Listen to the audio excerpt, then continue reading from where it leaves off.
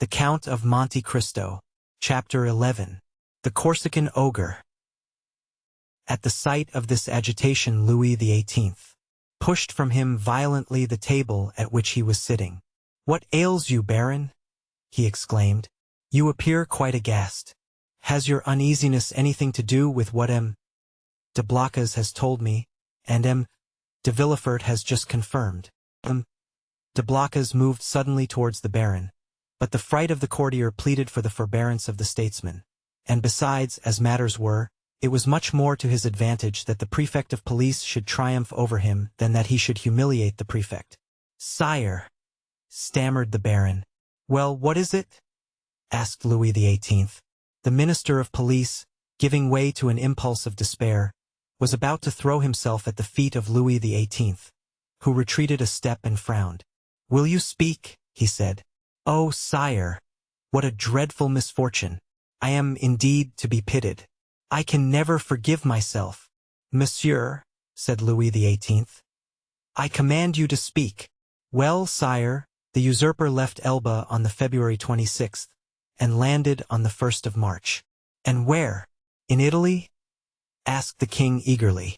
"In France, sire, at a small port near Antibes in the Gulf of Juan." The usurper landed in France near Antibes in the Gulf of Juan, 250 leagues from Paris, on the 1st of March, and you only acquired this information today, the 3rd of March. "Well, sir, what you tell me is impossible. You must have received a false report, or you have gone mad." "Alas, sire, it is but too true." Louis made a gesture of indescribable anger and alarm, and then drew himself up as if this sudden blow had struck him at the same moment in heart and countenance. "In France!" he cried. "The usurper in France! Then they did not watch over this man. Who knows? They were, perhaps, in league with him." "Oh, sire!" exclaimed the Duc de Blocas. "M. d'André is not a man to be accused of treason. Sire, we have all been blind, and the minister of police has shared the general blindness, that is all." "But," said Villefort, and then suddenly checking himself, he was silent. Then he continued, "Your pardon, sire," he said, bowing. "My zeal carried me away. Will your majesty deign to excuse me?" "Speak, sir, speak boldly," replied Louis. "You alone forewarned us of the evil. Now try and aid us with the remedy." "Sire," said Villefort, "the usurper is detested in the south, and it seems to me that if he ventured into the south, it would be easy to raise Languedoc and Provence against him." "Yes, assuredly," replied the minister. "But he is advancing by Gap and Sisteron." "Advancing, he is advancing," said Louis XVIII. "Is he then advancing on Paris?" The minister of police maintained a silence which was equivalent to a complete avowal. "And Dauphiné, sir?" inquired the king of Villefort. "Do you think it possible to rouse that as well as Provence?"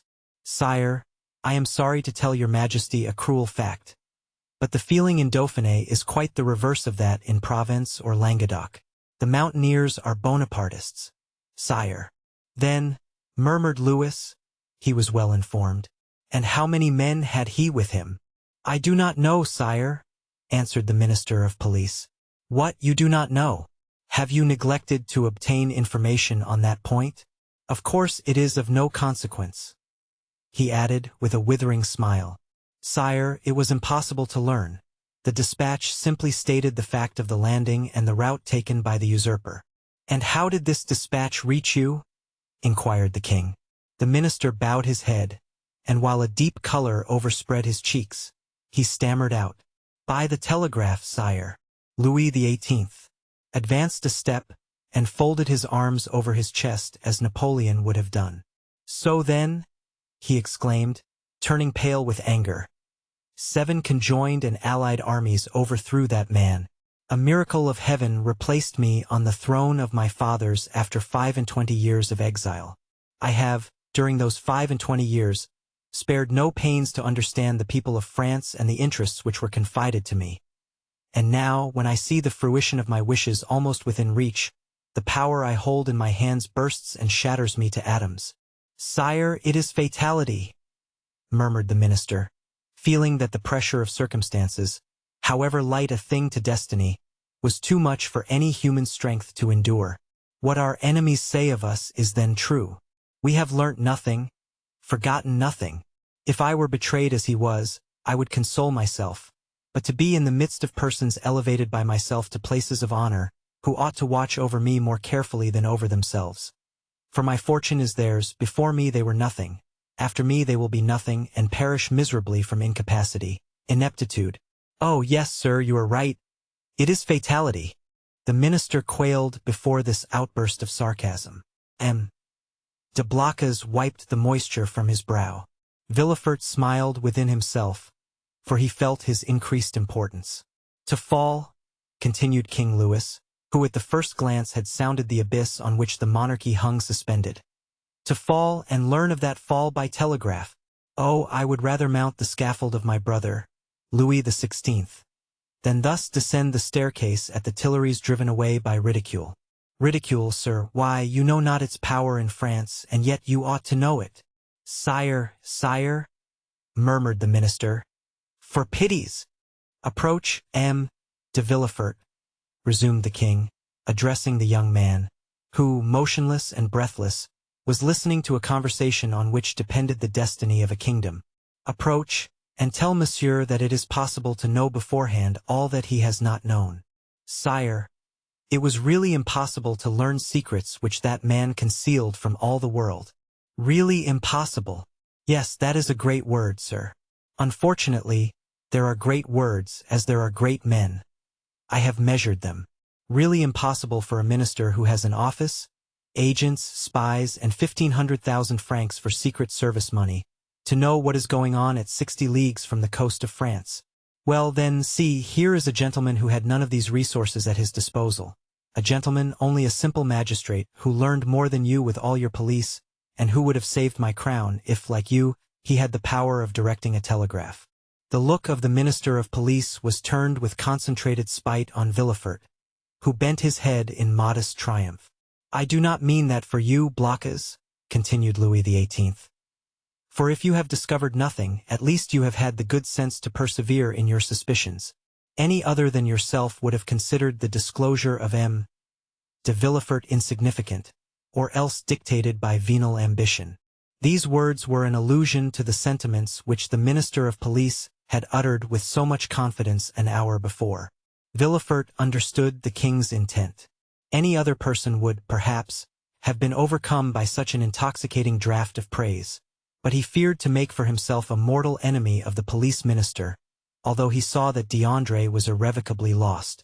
In fact, the minister, who, in the plenitude of his power, had been unable to unearth Napoleon's secret, might in despair at his own downfall interrogate Dantes and so lay bare the motives of Villefort's plot. Realizing this, Villefort came to the rescue of the crestfallen minister, instead of aiding to crush him. Sire, said Villefort, the suddenness of this event must prove to your majesty that the issue is in the hands of Providence. What your majesty is pleased to attribute to me as profound perspicacity is simply owing to chance, and I have profited by that chance, like a good and devoted servant, that's all. Do not attribute to me more than I deserve, sire, that your majesty may never have occasion to recall the first opinion you have been pleased to form of me.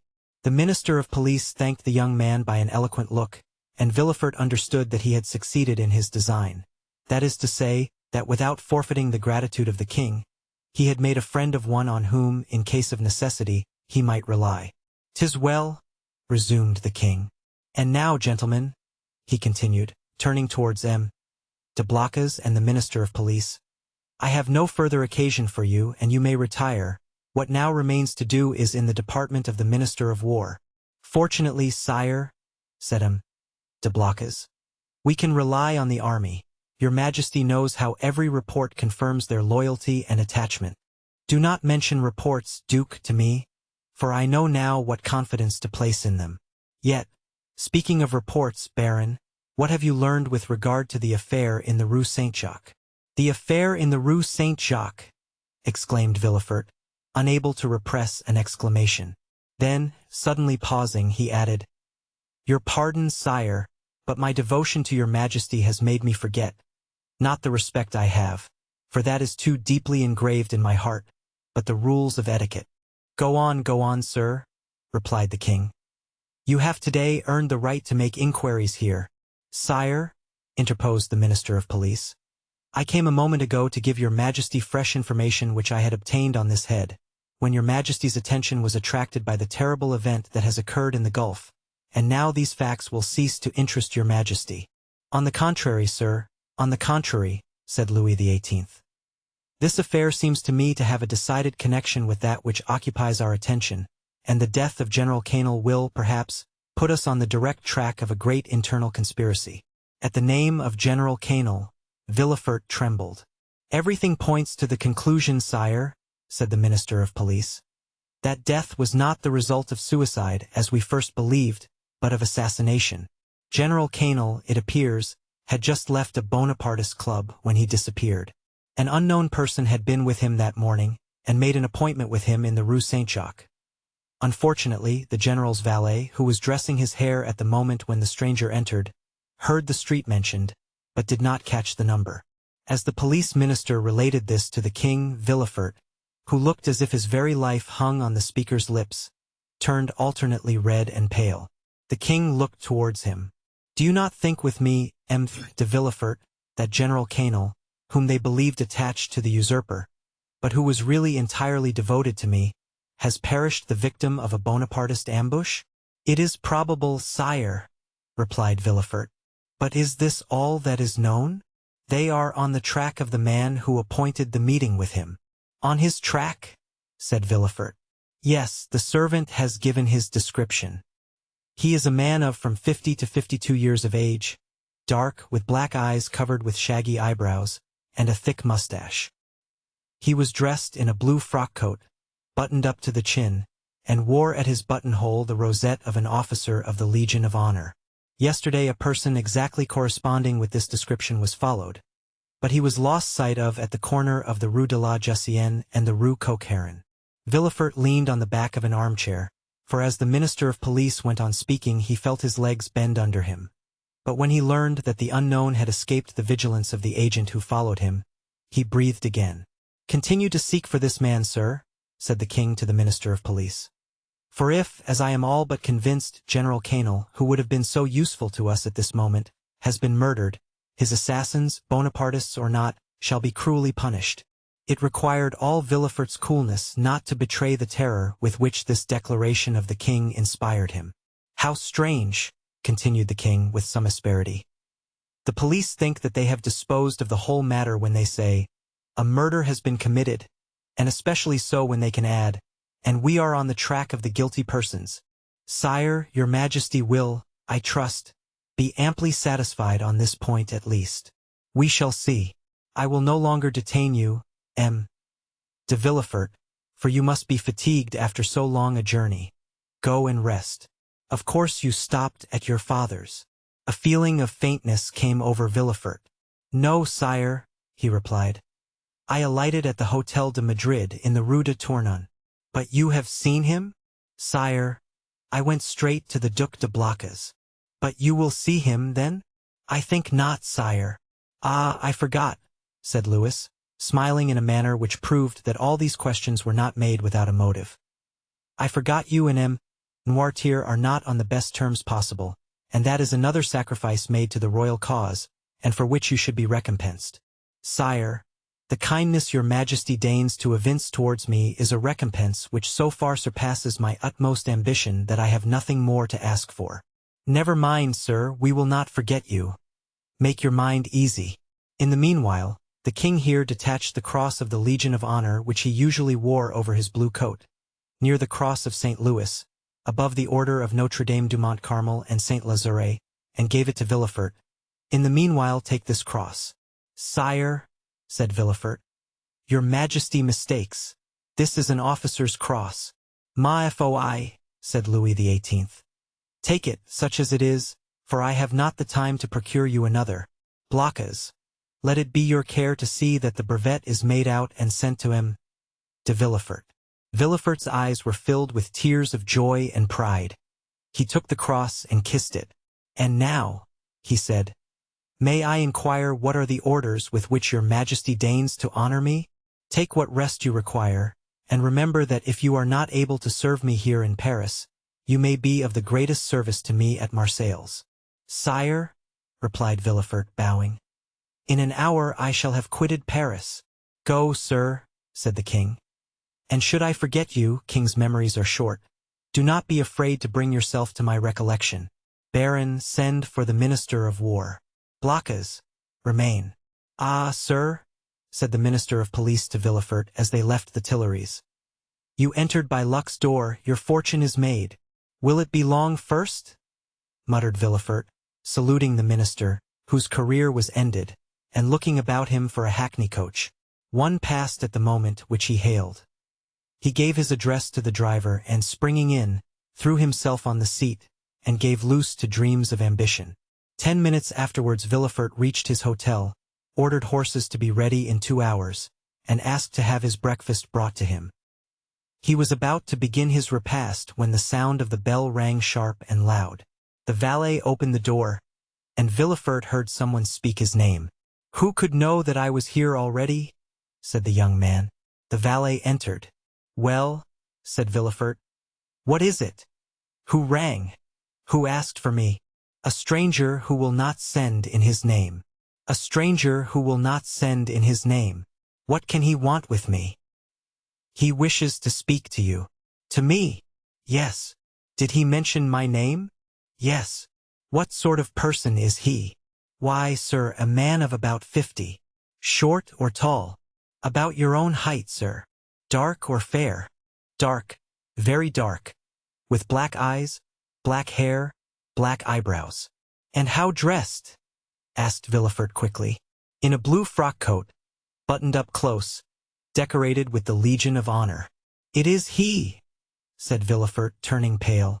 Pardieu, said the individual whose description we have twice given, entering the door. What a great deal of ceremony! Is it the custom in Marseilles for sons to keep their fathers waiting in their anterooms? Father, cried Villefort. Then I was not deceived. I felt sure it must be you. Well, then, if you felt so sure, replied the newcomer, putting his cane in a corner and his hat on a chair. Allow me to say, my dear Gerard, that it was not very filial of you to keep me waiting at the door. Leave us, Germain, said Villefort. The servant quitted the apartment with evident signs of astonishment.